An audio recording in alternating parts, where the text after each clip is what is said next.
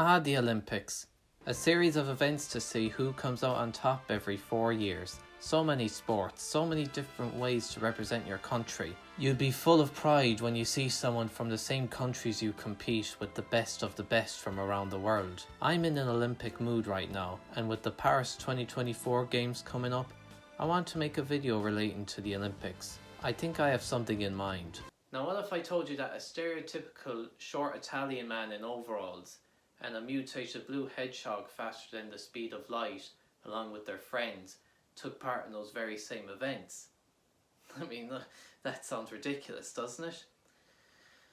Yeah, well, Nintendo and Sega were ambitious enough to do it 4 times. Mario and Sonic at the Olympic Games, a sub-series of games based on the real-life Summer Olympics. There were also some titles based on the Winter Games, but I'm not here for them, as this video is about the Summer Games. There are 4 in total we will look at, those being the 2008, 2012, 2016 and 2020 games. All of them have one thing in common. They contain characters from the Mario and Sonic franchises crossing over and competing against each other to win some chocolate medals. But in the end they had to use real medals because Wario and Dr. Eggman ate them all. Now none of these games were exceptional by any means. These games certainly weren't no Super Mario Galaxy or Sonic 06. They all served their purpose as simple enough fun you would play for about 30 minutes with family or friends before moving on to something else. I have all the summer games in my collection. The 2008 games on DS, the 2012 games on Wii, the 2016 games on 3DS, and the 2020 games on Switch, all of which were developed by Sega. I'll be talking about each of them, starting with Mario and Sonic at the Olympic Games! So this is where it all began, huh? The 2008 games were the first I remember watching live as they happened. Back then, when this game got announced, it was a big deal. I assume. I wouldn't have known. I was too busy figuring out how to spell the word egg. During the 90s, both Nintendo and Sega were battling it out to see whose consoles were better. They were bitter rivals back then. They dissed each other whenever they could. But in the 2000s, Sega discontinued their manufacturing of consoles following the poor sales of the Dreamcast. This meant that Sega became a game developer and publisher for other consoles, including Nintendo. So you know what that means. I've always wanted to see a princess in pink and a pink hedgehog compete in a race. Man, that is like so much pink. You know, they might as well have added Pink Floyd. This is crazy. The fact that Mario and Sonic, who were the poster boys for both Nintendo and Sega respectively, going head to head for the longest time, end up becoming friends, is like seeing a monkey drive a car. It shouldn't be possible, but it happened. I really like this game. Yeah, it's not that good and it's more basic than my food choices. So yeah, can I have the pizza with cheese? Maybe it's just my nostalgia, because this was the game in the series I played the most. Based on the 2008 Beijing games, this game has the least amount of events in total compared to future titles in the series. You can complete all of the sports in about an hour or so. There are 16 playable characters, 8 from each series. From the Mario universe, you have Mario, Luigi, Bowser, Wario, Daisy, Yoshi, Peach and Waluigi. From the Sonic universe, you have Sonic, Shadow, Knuckles, Vector, Amy, Blaze, Tails and Dr. Eggman. Each character is divided into different categories based on speed, power, skill and stamina. It doesn't really matter who you choose for any event, and that goes for all the other games in the series too. You could pick Bowser in a race or pick Tails in a hammer throw and still win gold. A stat system exists for each character, so there might be a slight difference in ability, but still. There are different kinds of sports you can play. There's track events which include 100 meter, 400 meter and 400 meter hurdle races. You just have to move the stylus side to side fast enough and tapping the screen when jumping hurdles. Easy enough. The rest of the events require a bit more skill. These field events include long jump, triple jump, javelin throw and hammer throw. They all require timing, and it can be satisfying when you pull it off just right when you reach the line. Before you start the longer triple jump, you can clap into the DS microphone to act as encouragement before your turn. Or you could just be like me and blow into the mic and leave spit all over the DS. There are 2 aquatic events, 100 meter freestyle and 10 meter platform. 100 meter freestyle is challenging enough, but not hard by any means. You swim up and down the pool once. The 10 meter platform has you diving from a 10 meter platform, and you have to press a sequence of buttons as you perform air tricks before you hit the water. I find it funny seeing Sonic wear a life jacket because of his fear of water. Nice little detail from Sega, though I always wondered why Sonic would want to take part in these events anyway. Did someone hold his chili dogs hostage? Did the kidnapper force Sonic to participate, or else he'll kill the chili dogs? I guess we'll never know. Then you have the gymnastic events, trampoline and vault. Both require the stylus and quick thinking to perform tricks. Archery has you shoot an arrow at a target. Get as high of a score as possible, but be careful of the wind as that would affect your aim. Table tennis is fun, if not a bit tedious. In fencing, you need to hit your opponent 10 times to win. You can parry your opponent, which leaves them briefly vulnerable as a chance to hit them. Shooting has you shoot clay discs with a limited amount of ammo. Cycling has you hitting the shoulder buttons in a certain order to make you go faster on your bike. Just make sure you keep an eye on your stamina. You can pick up hearts on the track to replenish your stamina. That is all the events you could play. Except there are also dream events, which are completely different, I swear. They're basically more wacky events with Mario and Sonic elements in them. There's racing. You go up against 3 racers using items like Mario Kart, but with more legs.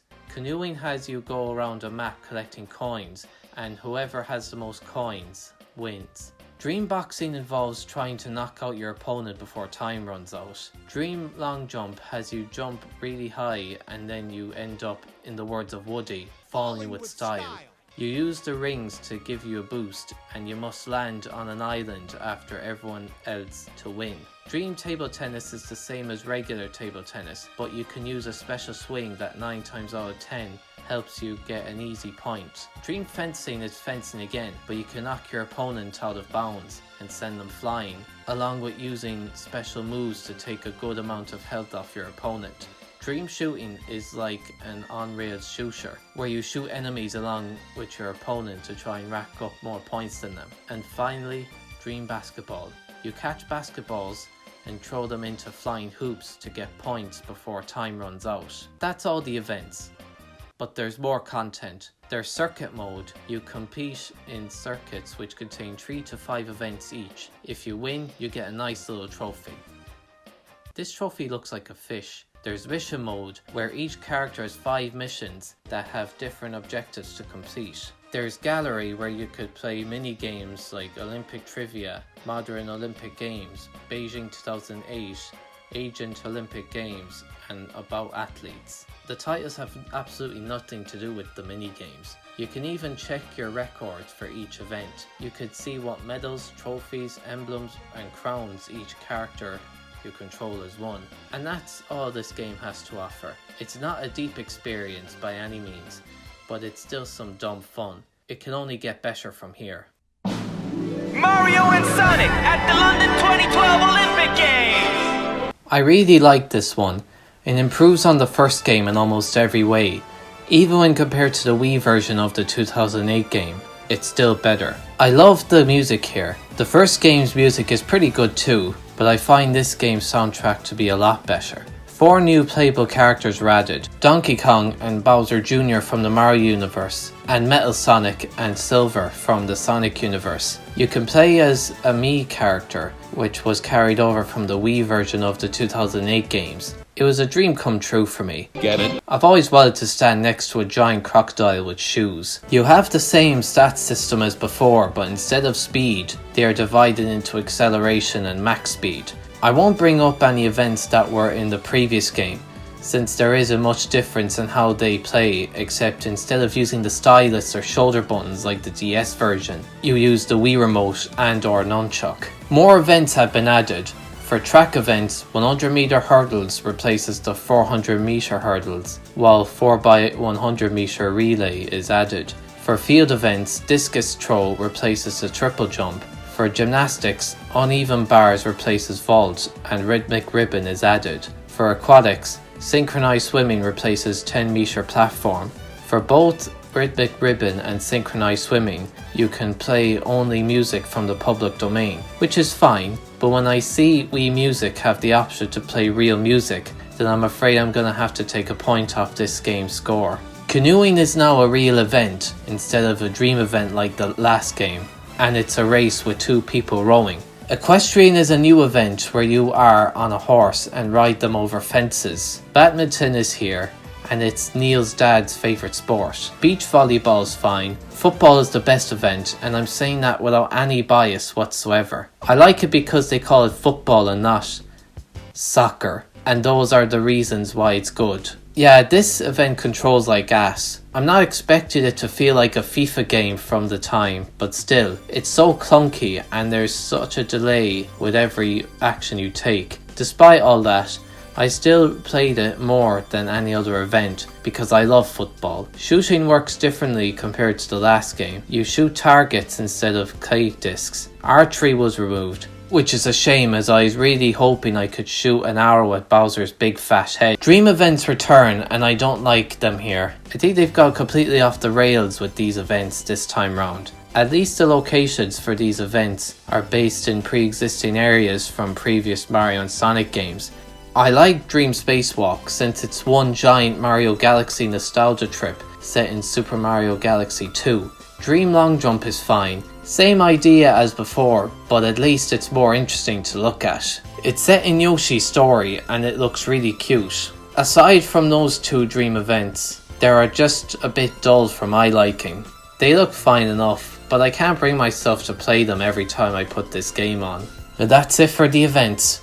What else does this game have to offer? Well, there's London Party, a party mode that has the City of London turned into a board game and 4 players compete in different events and mini games. Each player has a sticker book and whoever has the most stickers wins. I keep forgetting this exists. I probably only played it like once or twice. Like any party game, it's meant to be played with other people and not by yourself. So that's why I keep skipping it. I'm all alone. There's no one here beside.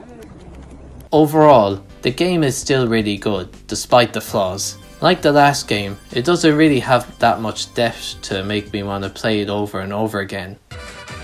Mario and Sonic at the Rio 2016 Olympic Games. This is stinky.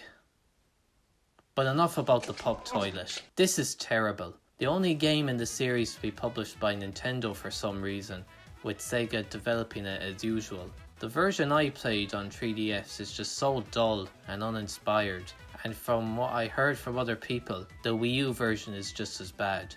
The 2015 to early 2017 era of Nintendo were some dark times for the company. The 3DS sold well, but the sales numbers were still inferior compared to the juggernaut that was the DS, and the Wii U was a massive flop. Nintendo announced in 2015 that they'd start working on their next console under the prototype name NX. It would eventually be called the Switch, and it came out in March 2017. So in the meantime, Nintendo had to rush out a bunch of mostly mediocre to bad games for the Wii U and 3DS in order to make a quick buck. If you can't tell by me bringing this up, the Rio 2016 game came out during this time. Even for how simple and basic the previous games feel, this one in particular is just the worst in every way. It feels lifeless and devoid of any fun. This is the one I've played the least, but that's mostly because I only bought it recently. You might argue I don't like it as much because I don't have a strong connection to it, but I don't know, man. I recently played Pikmin 4, which I got around the same time as the 2016 game, and I feel like I've grown a strong connection with these little Egypts that can lift 10 times their body weight. Okay, so what is actually in this game? There are 20 new playable characters, 10 from each series. You have Nabbit, Diddy Kong, Rosalina, Birdo, Dry Bones, Dry Bowser, Ludwig, Larry, Wendy, and Roy from the Mario universe. You have Rouge, E123 Omega, Espio, Cream, Jet, Styx, Wave, Zaz, Zavok, and Eggman. that word from the Sonic universe. What really grinds my gears is that some characters are only playable for certain events. The game forces you to choose between 7 characters, 3 from each series, and the Miis. Only Mario, Sonic, and Miis are playable in all events. I mean, if I want Bowser to take part in the 100-meter sprint, then that's my own business. This is also the first game in the series to have unlockable characters, which can be unlocked by playing the Road to Rio game mode. I couldn't give less of a shit. I tried it for about a few minutes and gave up because it's just so boring and bland. There are fewer events here compared to the 2012 version. As far as new events are concerned, there is Golf and BMX. That's it? Just 2 new events? 101 meter hurdles returns, along with Archery, and that's it as far as returning events are concerned. At least I could go back to shooting Bowser's big fat head. They all control worse on here than the DS version, which is embarrassing. The music in this game is horrible. The main theme is actually pretty good, I'll give it that.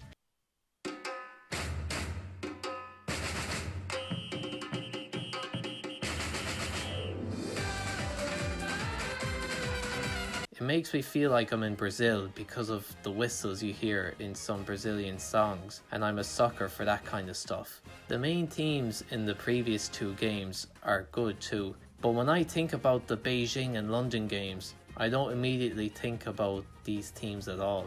That's all the praise I'm giving this game. What else is there? There's story mode, okay. You go to Mario and Sonic's gyms, you can play different events, you can learn coins, buy outfits for your Mii.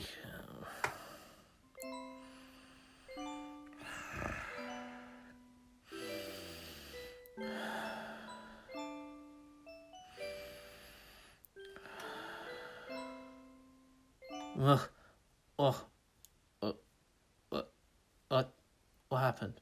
Whatever, I give up. That's it. I'm giving up. I'm waving the white flag. I've had enough. Can we please move on? No, you can't! I won't do it! You can't make me! You can't make me!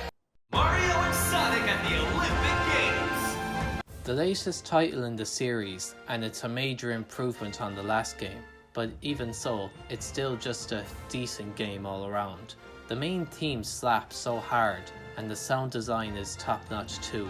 There's only one new playable character in the game, and that's Toadette from the Mario universe, which means that there are no new characters from the Sonic universe. This is actually the first game in the series to omit characters. Nabish, Dry Bowser, Dry Bones, Birdo, Roy, Toad, Wave, Styx, Omega, Cream, and the Miis are cut.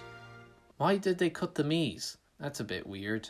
What I like about this version is that you could play some events in 2D. You can take part in the 1964 Tokyo Olympics with the Mario and Sonic characters in their original 2D sprites. It kinda ties in with the game's story, but more on that later. There are new events added here. These include skateboarding, climbing, karate, surfing, and rugby sevens. Well, technically. You see, rugby sevens was in the Wii U version of the last game, but I never played it, so let's pretend it's a new event. There are only 3 Dream events here. Dream Racing, which is just downhill skateboarding. Dream Shooting has you free roam around a Japanese style house and shoot targets to gain points.